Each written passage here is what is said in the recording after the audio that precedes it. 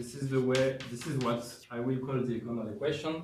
My vector field is divergence free and of a unit norm.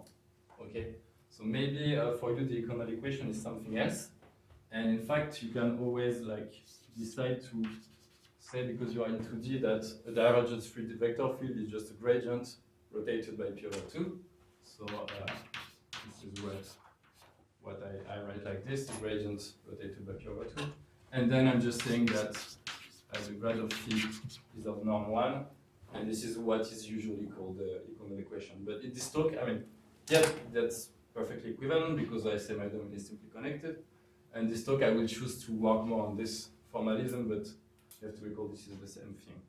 Here this is more like the Hamilton-Jacobi side of things, and here this is the scalar conservational side of things. Yeah, so hence the name eikonal equation, which was more given to the equation. And what happens with that solution, with that equation?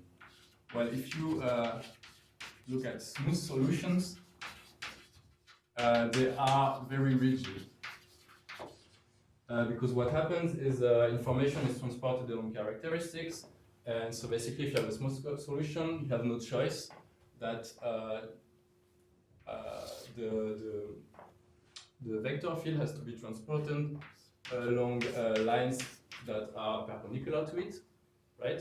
But if at some other point there is another direction, you see when characteristics enter into each other, you have a problem, you create singularities. So in fact, smooth solutions are so rigid that they're not that interesting, because in practice, you cannot ensure that they exist. So that's why people have been looking at weak solutions.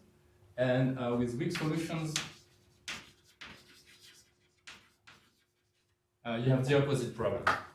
Weak solutions are very, very flexible, and basically anything can happen. And let me just give first a very simple example of a weak solution. So imagine you have the full plane, and you can decide to restrict it to a bounded domain in that situation. And you just ask, you just take a vector field that is constant on one half of the plane, constant in the other half, and if you do things right, that is, if you ensure that the component that of this constant here, this constant vector field, that is perpendicular to this jump set are the same. So basically, the first component in the direction is continuous. Then, in fact, this kind of thing is a solution to this equation. Because when you take the divergence, well, the derivative in the x direction, since you are constant, it's 0. And the derivative in this direction, since the first component is constant, you don't see it either, right? So this is a very simple, weak solution, not smooth, of this equation. And even a particular case of this would be just something like that, right? And if you take this solution, which is a weak solution, you can think of many, many other weak solutions that agree with it outside of the compact subset, but which are very different. For instance, you can play with domains like that and add constant things like this. Well, it's not very hard to check that that this kind of stuff is actually a weak solution. And you could imagine like adding more of these weird things at all smaller scales and building a lot of very, very wild solutions.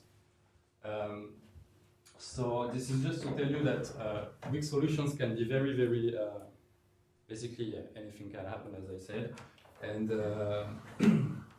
and so in general, this is, well, this is an issue because if you have a physical model that is modeled by something like that, you don't want that everything be possible, right? You want really to have something definite. And so, of course, usually what people do is they consider viscosity solution. So this is a beautiful theory that was developed by Crandall and Lyons, and which ensures that if you fix some boundary conditions for phi here, then you have uniqueness, okay, and existence under certain conditions. But in my case, I will be interested in some weak solutions, so I will restrict a bit, not all weak solutions, but just some of them, but the class will be a bit wider than just the viscosity solutions. And these are the solutions in my title, the solutions with finite entropy production. Okay. And before telling you what this means, I want to motivate this, to say where that notion comes from, and why we want to study this class of solutions. And the motivation is a model which people in math call the Aviles Giga energy. This is just like your favorite phase field model or phase transition model or whatever you want to call it. Ginsburg-Landau energy, Allen-Kern. Well, it has this kind of energies have many names, but here the difference is that you are adding this constraint, that you are looking at vector fields that have zero divergence. And in fact, this changes a lot the behavior of the minimizers, of sequences of bounded energy, and this is why questions around that energy have really puzzled a lot many mathematicians for many years now. Why? Okay, from the physical point of view, and from the point of view of maybe designing new materials, what's the motivation for looking at this? Well, there are many. This is a model that pops up either really exactly like that, or like with similar features in many physical applications. The reason why Aviles and Giga first introduced it was in relation with smectic liquid crystals. They were actually looking at a model introduced by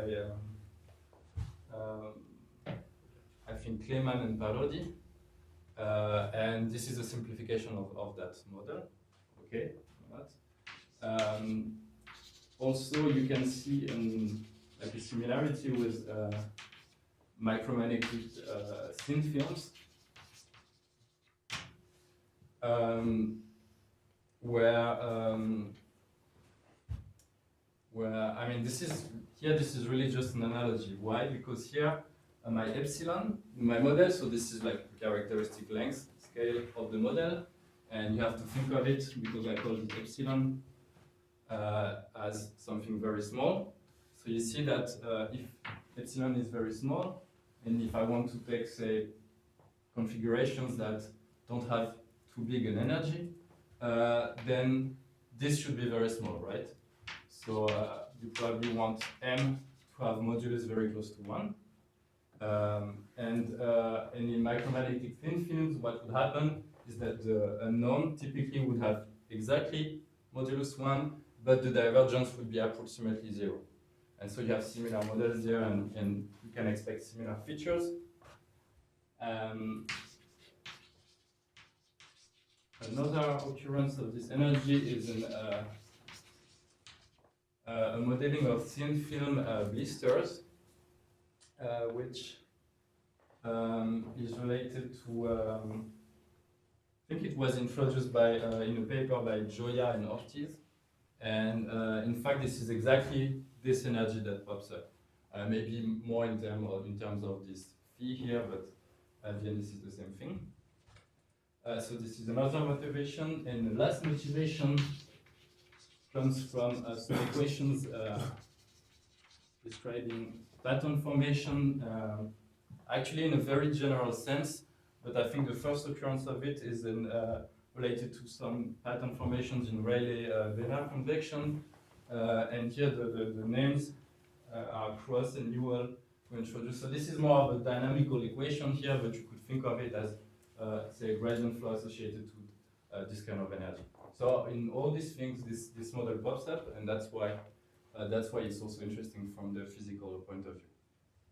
And all right, let me say a little bit what is known about this. So many people have worked on this model. I don't think I will have time to explain in depth all the subtleties and all the results that are relevant here, but I will just cite the ones that are important for me to explain what I want to explain today. So the first thing to understand is I wrote this thing that m is approximately modulus 1, because in the limit I want to recover this equation, right? I want to motivate why I'm looking at this equation.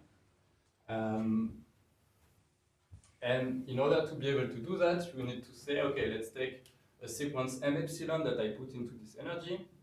I say it's a minimizing sequence, for instance, or it has bounded energy, and I want to be able to pass to the limit and to say that in the limit, this almost equal is actually unequal.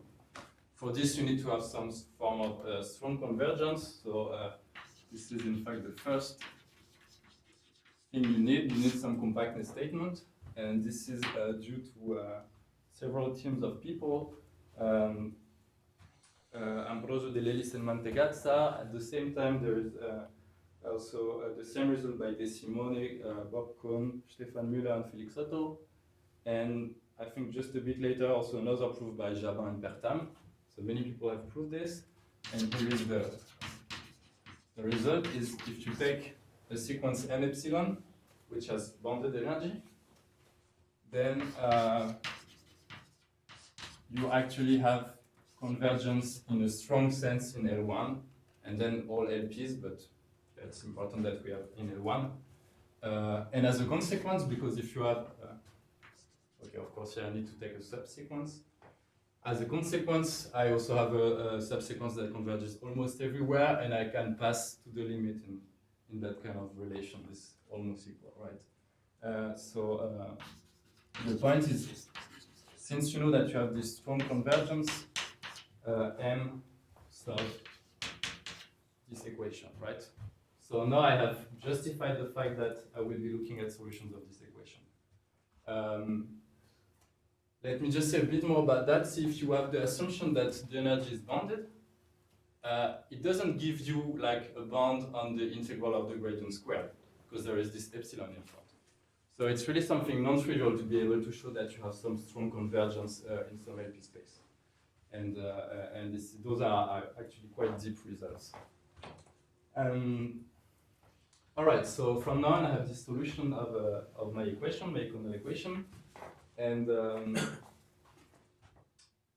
of course, I mean, once you know that, now you know a little bit what the limit might look like. But as I told you, I mean, we don't know much because solutions of this equation, there are many of them.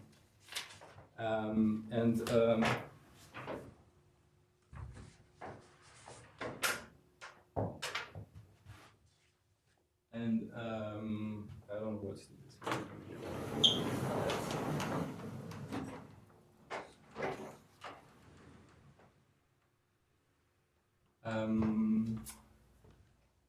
So yeah, let me write down the conjecture. So then you want to understand maybe what does the limit energy look like. And this is a conjecture that has been open for quite some time now.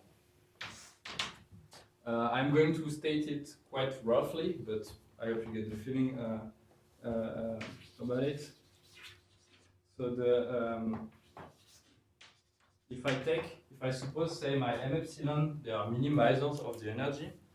So when I say minimizers, you have to understand with respect maybe to some boundary condition or something like that.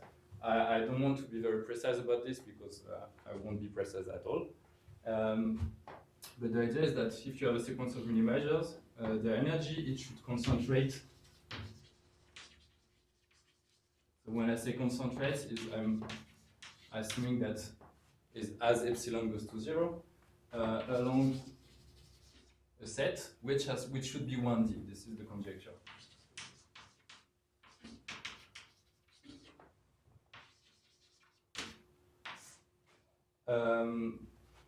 And moreover, if you know that it should converge to an energy that looks like that, well, there is a constant which is universal, say 1/6 or 1/3, I don't know what. and then the energy is concentrated only on this jump set, right? And what does it do? It looks at the jump. So you have a jump on one side of the jump set, you have a value on the other side of the jump set, right? And you take the cubic power of it, right? And then you integrate along this jump set, and you suppose that it is a 1D jump set, right? So this is what it looks like. Of course, when I'm writing this, I'm assuming implicitly that the limit m, you know that it has a 1D jump set and that you can write that kind of thing. So where does this come from? It comes really from looking at this kind of configuration here that I draw here, right? And looking at a 1D transition. Okay, this is this curve. You should think of it as above, right? At the 1D transition, say at scale epsilon, you take the type of 1D transition that has the least energy possible, and this gives you this kind of cubic power, right? So this is looking at 1D transitions. This is quite classical in this phase transition problems. What's annoying here is this cubic power, because as I said,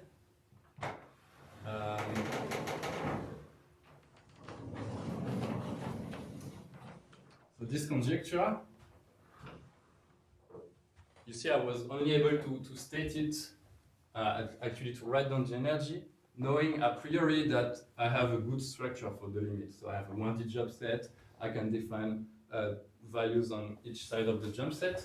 So I'm assuming a priori that I know already a lot on the limiting configuration. And in fact, this is precisely what's missing to complete the conjecture. I mean, if you assume a priori that you know that the limit is something that has this kind of nice structure, then you can prove this. It's not that easy, but people have done it.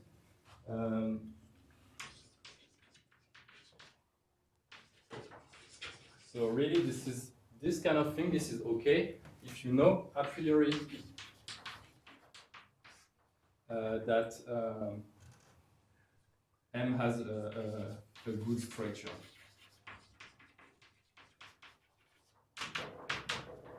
Right. So what does it mean, a good structure here?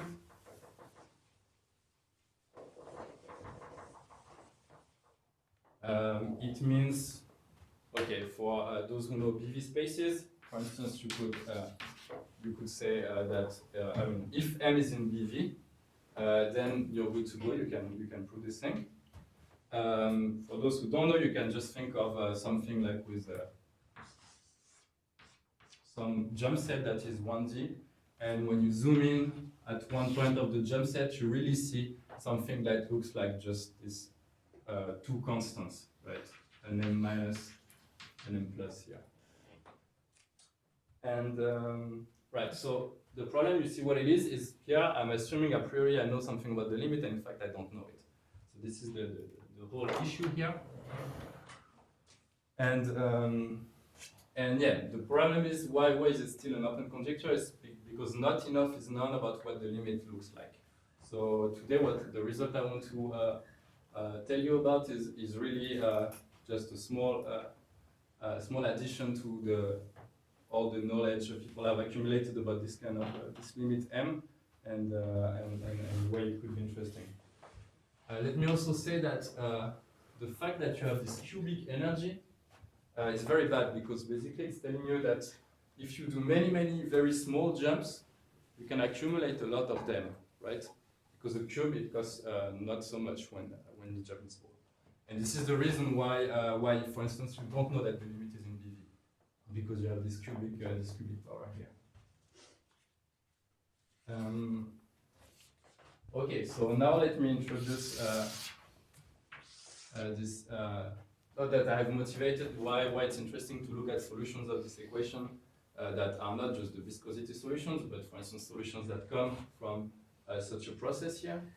Let me introduce this entropy productions.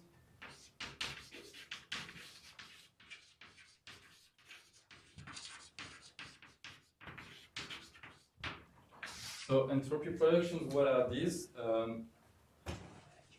They are not related to thermodynamical entropy, right?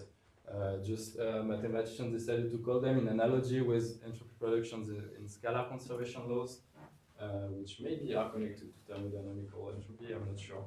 Anyway, it's just something that is able to detect singularities. And in that sense, it's something detecting, well, wild behavior, right? So that's, I guess that's why we call them entropies. Sometimes they're also called calibrations. So it's a tool to detect the singular set without knowing a priori that it has this good 1D structure, right? So, so what is it? I'm going to do some algebra. So let's take a function which is smooth on S1. So S1 is just the unit circle. See my maps M, they have values into the unit circle. And so I'm taking now a function that it goes from the unit circle into R2. And I will say it's an entropy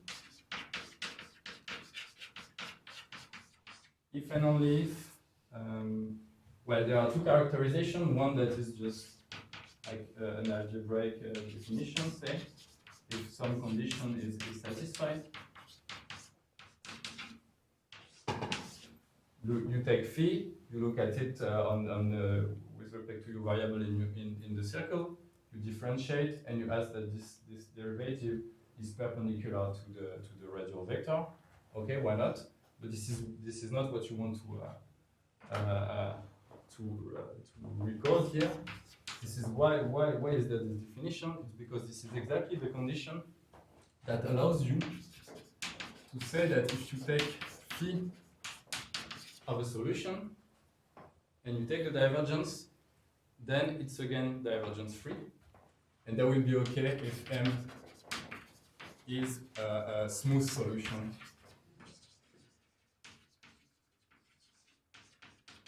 of the equation. Okay, so if you stop to think about this, my map phi here, this is something non-linear, right? So there is no reason in general that if you take the divergence of phi composed with something which is divergence free, this is again divergence free, right? But since my M, I'm assuming it is smooth, I can just apply the chain rule, compute this thing, and I realize that if I add this condition on phi, then in fact this is true. So what does it mean? It means if I have a solution without singularities, then I won't see anything here. But the point is, as soon as I have singularities, something will happen here.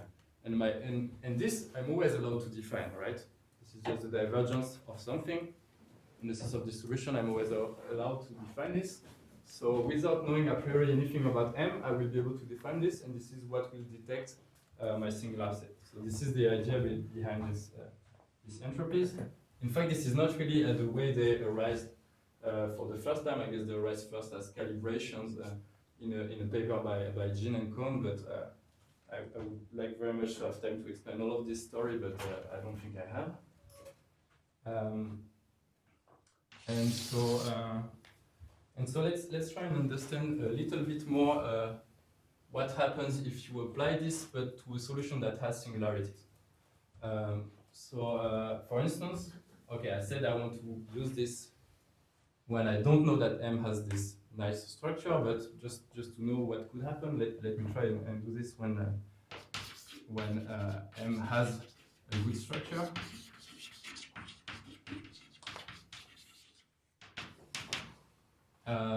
In that case, so by good structure, again, I mean that kind of assumptions.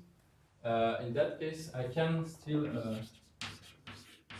compute this thing. So where in regions where I have no jumps, I don't see anything, right? This is the same thing that happens here. But as soon as I have a jump, okay, say it's in the direction of this normal vector nu here, this will cost me something like that. And this will cost me something like that, but this will be all concentrated on my jump set, right?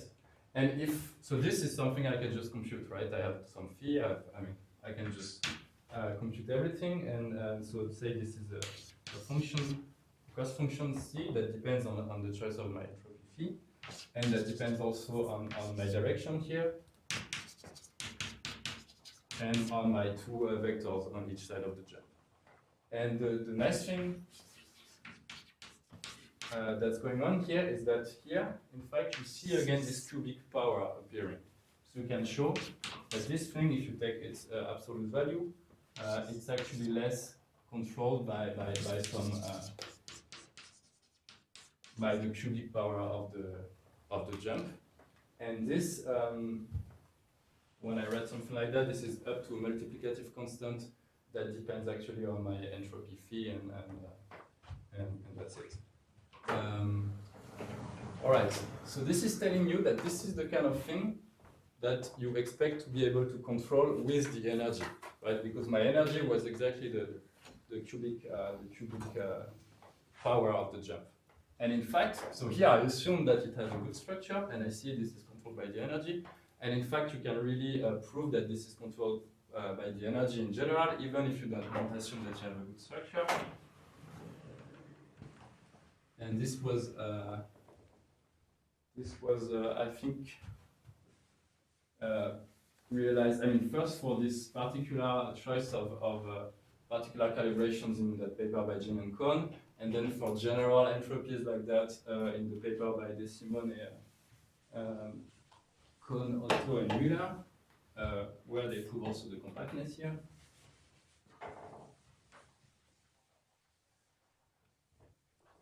And the statement is the following.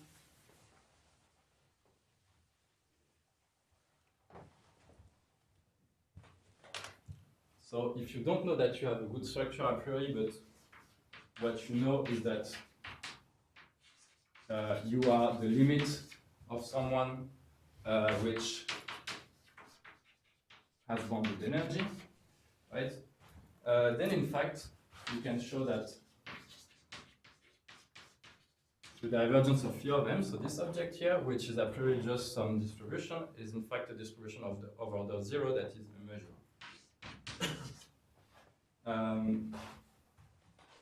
So when I write m, I mean a measure. I'm really sorry for those who don't know what is a measure, but like examples of measures are Dirac masses, or like this kind of thing, just a Dirac distribution that jumps along a 1D jump set, but it could be wider too. And then so if you know that your limit of something of finite energy, then this thing, this divergence of phi of m, is a measure for all entropies. And in fact, you have this control that if you take the measure, you apply it to your domain omega, then it's controlled by something that depends on the C2 norm of the entropy times this energy.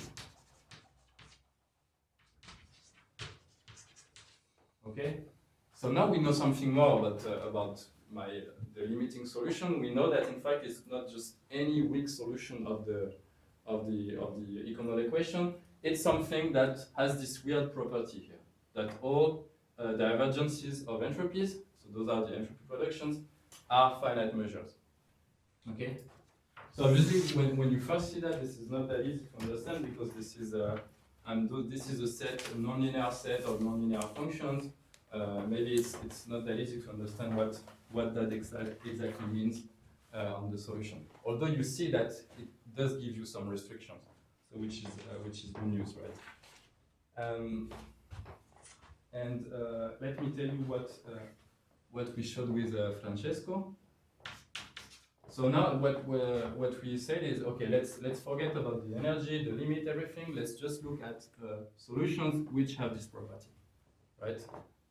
And which are the solutions of my title, the ones which have a finite entropy production. And so this is the result.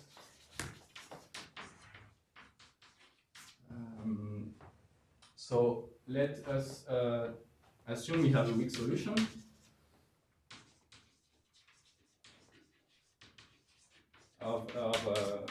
It's always the same equation here.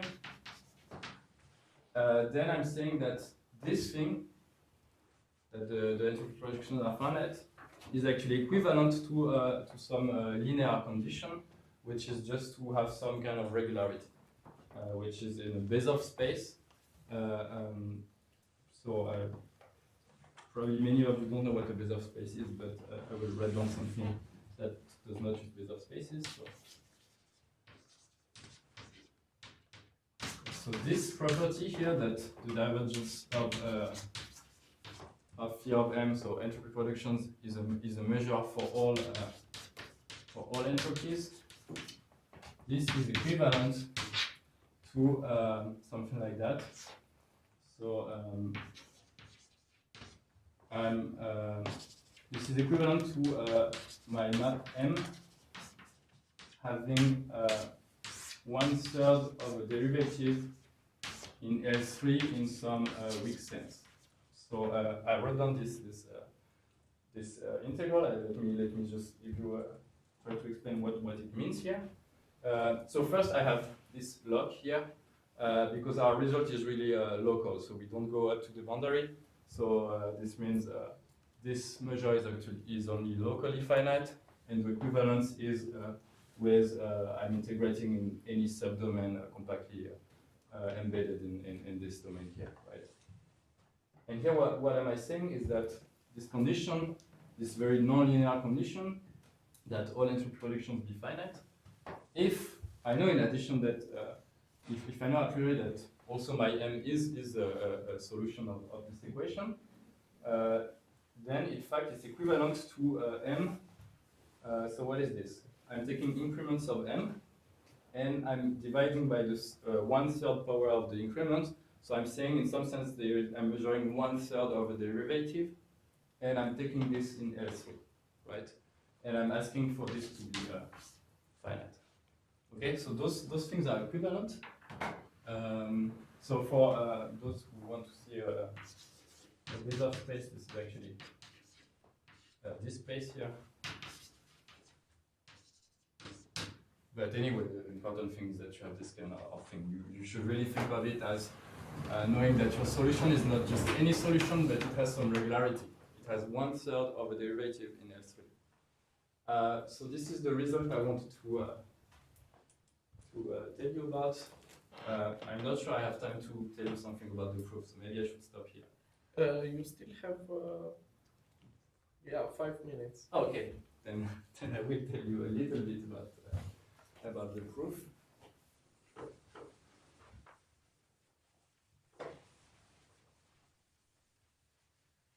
So obviously there are two sides to this thing. You have to show that if you know that all entropy productions are finite, then you have this Bezoff regularity, and also the opposite direction. So in fact, the opposite direction, if you know you have some regularity, then you know that entropy productions are finite. It's just a minor adaptation of an argument by Radu and Camilo de Lelis, which is based on commutator estimates.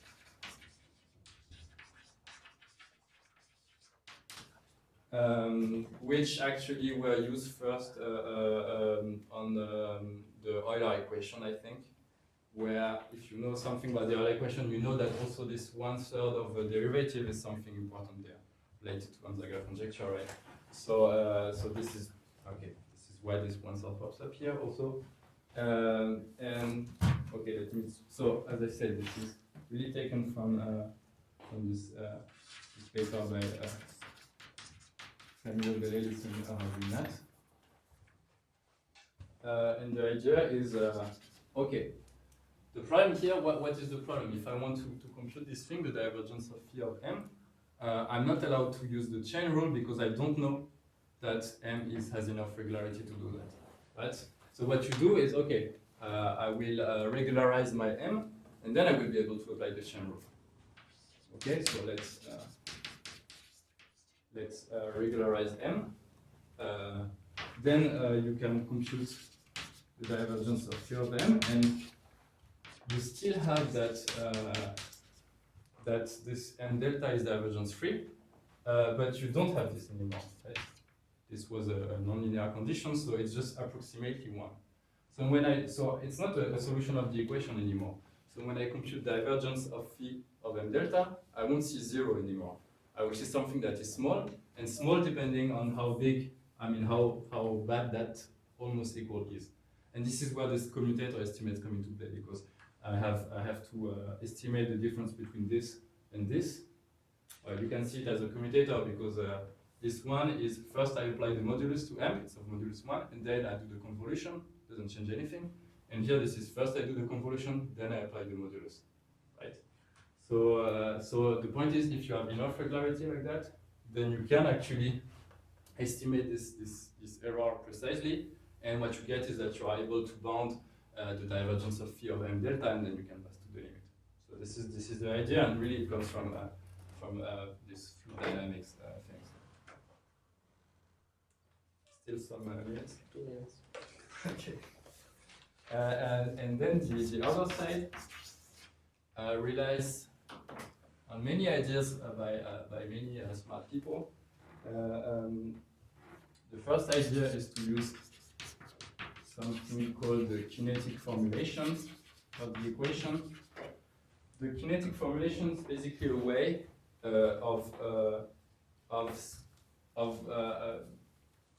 representing characteristics. Perhaps you remember at the beginning I told you if you have smooth solutions, then the information travels along characteristics. And the kinetic formulation is a way to kind of express this property, but for weak solutions.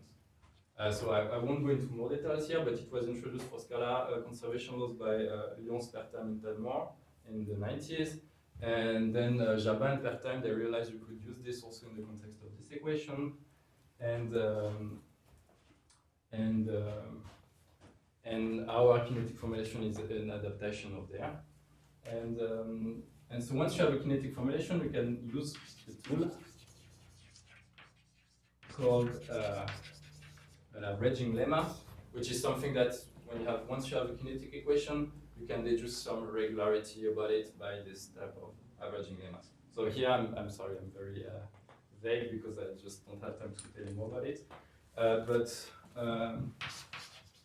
We were using like a new type of averaging lemma that was devised by Goltz and Pertame in 2013, where they were able to get that kind of regularity for the Burger's equation. And so we basically adapted the arguments to our setting and to this different kinetic formulation. And just one more word. In fact, okay, this looks fancy and all, like big words, but what is really behind this is the theory of compensated compactness, which is basically just the fact that if you have you have two vector fields x and y, and you know that one of them has zero divergence, and one of them you control its divergence, then you say that x, since it has zero divergence, it's gradient rotated. No, because here this is like this is a determinant. Stretch. Yeah. Mm-hmm. Yeah, right. So if it was a scalar product, I should take the curve here. So basically, yeah, you can estimate that kind of thing. And in fact, you can also estimate things a little bit less well if you just know that you control both quantities, both divergences. And if you play with this kind of estimates and with my entropies, which I know I control the divergences, then you can estimate like things like I take increments of phi of one entropy. I take another one. I also take the increment, and I will be able to control those things. And the magic that happens here is that, in fact, if you play well with the entropies you choose, and if you take good linear combinations of them, this thing also control. Okay, this is becoming very messy here. This thing also will control the cubic power of the increment of n. This is what we use. And here, this is really like the really smart thing, like to understand like how to play with those entropies to get some control. And now I'm stopping. Thanks, Xavier.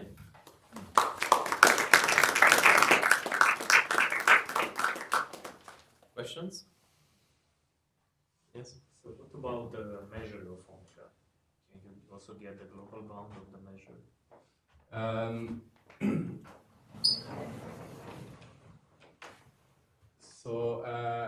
So in fact, if I assume here, so one direction is actually works globally, and this is the one I guess you are thinking of. Is if I have this globally, then I am able to control the divergences globally, if I'm not mistaken.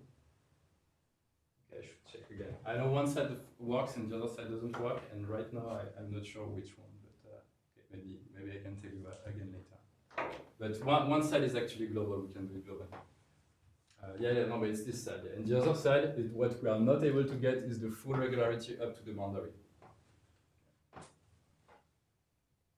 Other questions? So in fact, so if you have a map, a solution that satisfies this, is it a finite energy, limit finite energy configuration?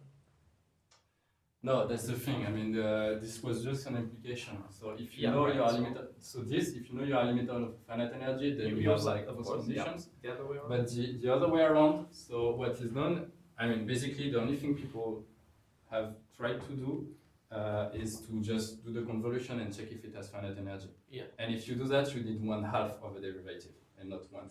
So you cannot really, and I don't know of any other way right now to construct just sequences of finite energies. Mm-hmm. So that's not known. Yeah, that's not known. Okay. Yes. At the beginning, you mentioned that the relevant systems, the magnetic ones and also soft matter ones. So my question is, if I understood correctly, how here you put an energy bound on essentially on a barrier, right? So essentially on a line region between two. In physics, I would call them domains. Maybe I use the wrong language, right? No. But what thinking from of the magnetic system and so on. So people very often worry about, say, lattices of, say, defects or so, right? Right. So in this cases, they don't usually think about domains, but it's rather that the formation spreads out also throughout your, say, 2D plane. So I was wondering how this talks to one another. Maybe I didn't use a good No, I'm not language. completely sure understood. Are you talking also about point defects or just line so defects? imagine like in magnetic systems, right? So, So of course, I mean, the thing with this energy is that it does not see point defects. So I said this is like related, but in fact, in the micromagnetic case, you would like to see point defects, and this energy does not see them. And a similar energy has been investigated by Xavier and Sabatier, and they have similar results. But in fact, in their cases, things are a little bit more easy, and they can characterize the limit and everything. But yeah, you're right. It was just like similarity, but you cannot really use to describe, I guess, what you're asking for in micromagnetics. Because the scaling there, so in the energy, so right before we always had gradient squared plus 1 over epsilon squared, the potential, okay? So here you multiply with epsilon. So the energy of point defect is like log, but then you will kill it, it's like log epsilon times epsilon, so that goes to 0. So you don't see it. So these are called zero state, zero energy state. So yeah, so this is really to see the lines. So you have to go to. Okay, thank you. Other questions? Thanks you back once again. Okay, so hope you are not tired for the third talk of David.